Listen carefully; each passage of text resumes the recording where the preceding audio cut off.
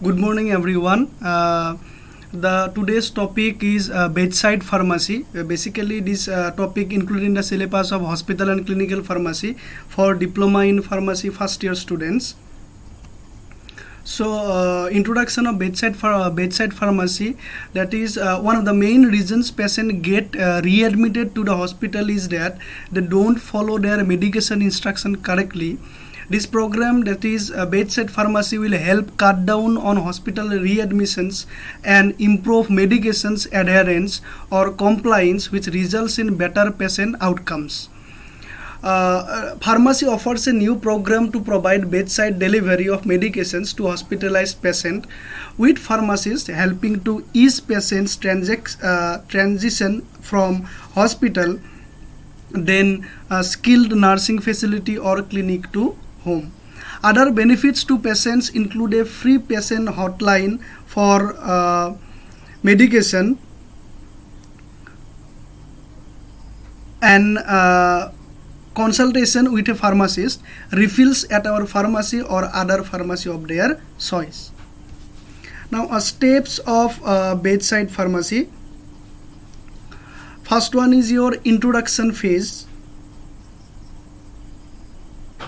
Second one is discussion phase, and third one is evaluation phase. So now I am going to discuss the each phases in a brief manner. First one is introduction phase. So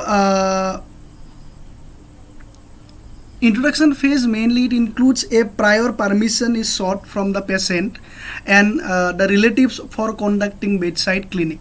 The information thus collected are kept confidential. Okay, the instructor gives a brief account regarding the name of a patient, venue, and other details so as to help the students to study the case sheet in advance before admission takes place. Before discussion takes place. Second phase is your discussion phase. So prior to discussion, the first stage is introduction. Okay, then after introduction comes to discussion phase. Okay, so in the discussion phase, the discussion is initiated by the instructor or the student who is responsible for the patient care.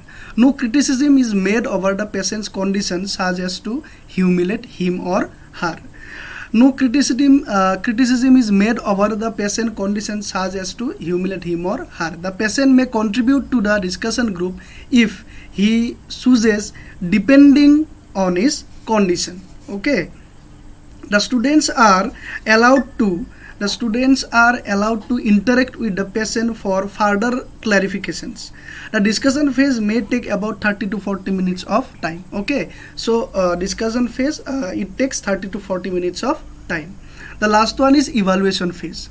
Once the interaction is over, the patient is set free. Okay, further the students discuss on doubts and can clarify. Okay, the bedside clinic ends with a summary recapitulation of important aspects and feedback from the student.